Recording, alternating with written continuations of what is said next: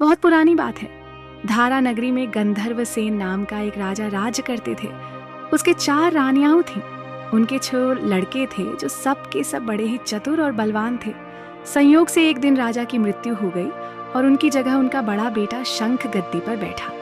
उसने कुछ दिन राज्य किया, लेकिन छोटे भाई विक्रम ने उसे मार डाला और स्वयं राजा बन बैठा।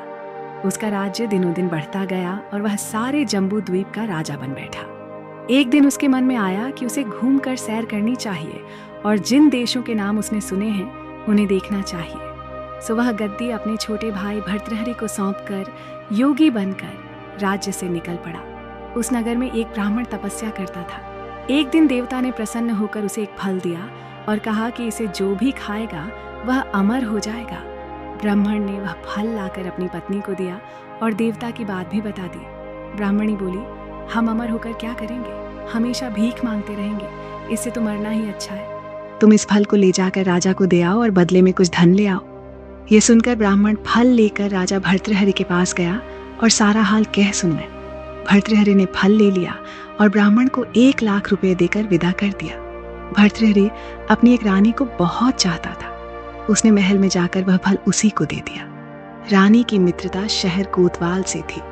उसने वह फल कोतवाल को दे दिया। कोतवाल एक वेश्या के पास जाया करता था। वह उस फल को उस वेश्या को दे आया। वेश्या ने सोचा कि यह फल तो राजा को खाना चाहिए। वह उसे लेकर राजा भर्तृहरि के पास गई और उसे दे दिया। भर्तृहरि ने उसे बहुत सा धन दिया, लेकिन जब उसने फल को अच्छी तरह से देखा तो पहचान लिया। उसे बड़ी चोट लगी, पर उसने किसी से कुछ कहा नहीं। उसने महल में जाकर रानी से पूछा कि तुमने उस फल का क्या किया? रानी ने कहा, मैंने उसे खा लिया। राजा ने वह फल निकाल कर दिखा दिया। रानी घबरा गई और उसने सारी बात सच सच कह दी। भर्तृहरि ने पता लगाया तो उसे पूरी बात ठीक ठीक मालूम हो गई। वह बहुत दुखी हुआ।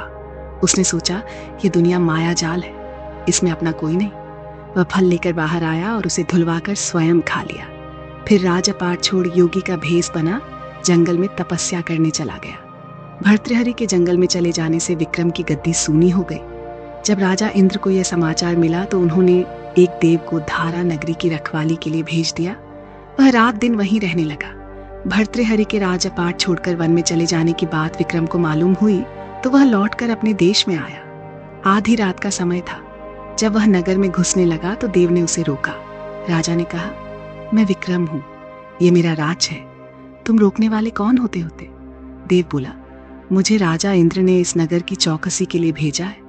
तुम सच्चे राजा विक्रम हो तो आओ, पहले मुझसे लड़ो। इन दोनों में लड़ाई हुई। राजा ने जरा सी देर में देव को पछाड़ दिया। तब देव बोला, हे राजन, तुमने मुझे हरा दिया, मैं तुम्हें जीवन दान देता हूं।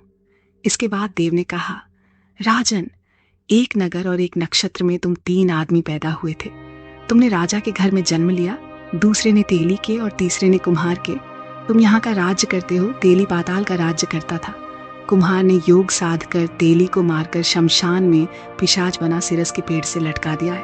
अब वह तुम्हें मारने की फिराक में है, उससे सावधान रहना। इतना कहकर देव चला गया और राजा महल में आ गया। राजा को वापस आया देख सबको बड़ी खुशी हुई। नगर में आनंद मनाया गया। राजा फिर राज्य करने लगा। एक दिन की बात है कि शांतिशील नाम का एक योगी राजा के पास दरबार में आया और उसे एक फल देकर चला गया। राजा को आशंका हुई कि देव ने जिस आदमी को बताया था कहीं यह वही तो नहीं है। ये सोच उसने फल नहीं खाया, भंडारी को दे दिया। योगी आता और राजा को एक फल दे जाता। संयोग से एक दिन राजा अपना अस्तबल देखने गया था। योगी वहीं पहुंच और फल राजा के हाथ में दे दिया। राजा ने उसे उछाला तो वह हाथ से छूटकर धरती पर गिर पड़ा। उसी समय एक बंदर ने झपट कर उसे उठा लिया और तोड़ डाला। उसमें से एक लाल निकला जिसकी चमक से सबकी आंखें चौंधिया गई। राजा को बड़ा अचरज हुआ। उसने योगी से पूछा, आप ये लाल मुझे रोज क्यों दे जाते हैं? योगी ने जवाब दिया, महाराज, राजा, गुरु, ज्योतिषी, वैद्य और बेटी, इनके घर कभी खाली हाथ नहीं जाना चाहिए। राजा ने भंडारी को बुलाकर पीछे के सब फल मंगवाए। तुड़वाने पर सब में से एक एक लाल निकला। इतने लाल देखकर राजा को बड़ा हर्ष हुआ। उसने जौहरी को बुलवाकर उनका मूल्य पूछा। जौहरी बोला, महाराज, ये लाल इतने कीमती हैं कि इनका मोल करोड़ों रुपयों में भी नहीं आंका जा सकता। एक एक लाल एक एक राज्य के बराबर है। यह सुनकर राजा योगी का हाथ पकड़कर गद्दी पर ले गया। बोला, योगी राज, आप सुनी हुई बुरी बातें दूसरों के सामने नहीं कही जाती। राजा उसे अकेले में ले गया। वहां जाकर योगी ने कहा, महाराज, बात यह है कि गोदावरी नदी के किनारे मसान में मैं एक मंत्र सिद्ध कर रहा हूँ। उसके सिद्ध हो जाने पर मेरा मनोरथ पूरा हो जाएगा। तुम एक रात मेरे पास रहोगे तो मंत्र सिद्ध हो जाएगा। एक दिन रात को हथियार बांधकर तुम अकेले मेरे पास आ जाना। राजा ने कहा, अच्छी बात है। इसके उपरांत योगी दिन और समय बताकर अपने मठ में चला गया। वह दिन आने पर राजा अकेला वहां पहुंचा। योगी ने उसे अपने पास बिठा लिया। थोड़ी देर बैठकर राजा ने पूछा, महाराज, मेरे लिए क्या आज्ञा है? योगी ने कहा, राजन, यहाँ से दक्षिण दिशा में 2 कोस की दूरी पर मसान में एक सिरस के पेड़ पर एक मुर्दा लटका है। उसे मेरे पास ले आओ। तब तक मैं यहाँ पूजा करता हूँ। ये सुनकर राजा वहां से चल दिया। बड़ी भयंकर रात थी। चारों ओर अंधेरा फैला था। पानी बरस रहा था। भूत प्रेत शोर मचा रहे थे। सांप आ आकर पैरों में लिपटते थे, लेकिन राजा हिम्मत से आगे बढ़ता गया।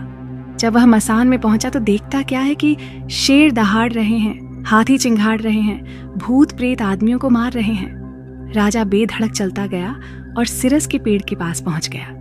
पेड़ जड़ से फुनगी तक आग से दहक रहा था। राजा ने सोचा, हो न हो ये वही योगी है जिसकी बात देव ने बताई थी। पेड़ पर रस्सी से बंधा मुर्दा लटक रहा था।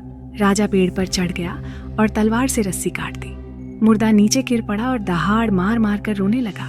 राजा ने नीचे आकर पूछा, तू कौन है? राजा का इतना कहना था कि वह मुर्दा खिलखिलकर हंस पड़ा। राजा को बड़ा अचरज हुआ। तभी वह मुर्दा फिर पेड़ पर जा लटका। राजा फिर चढ़कर ऊपर गया और रस्सी काट मुर्दे का बगल में दबा नीचे आया। बोला, बता, तू कौन है? मुर्दा चुप रहा। तब राजा ने उसे एक चादर में बांधा और योगी के पास ले चला। रास्ते में वह मुर्दा बोला, मैं बेताल हूँ, तू कौन है और मुझे कहाँ ले जा रहा है? राजा ने कहा, मेरा नाम विक्रम है, मैं धारा नगरी का राजा हूँ, मैं तुझे योगी के पास ले जा रहा हूँ। बेताल बोला, मैं एक शर्त पर चलूँगा, अगर तू रास्ते में बोलेगा तो मैं लौटकर पेड़ पर जा लटकूंगा। राजा ने उसकी बात मान ली। फिर बेताल बोला, पंडित, चतुर और ज्ञानी, इनके दिन अच्छी अच्छी बातों में बीतते हैं, जबकि मूर्खों के दिन कलह और नींद में। अच्छा होगा कि हमारी रात भली बातों की चर्चा में बीत जाए। मैं तुझे एक कहानी सुनाता हूँ, ले सुन।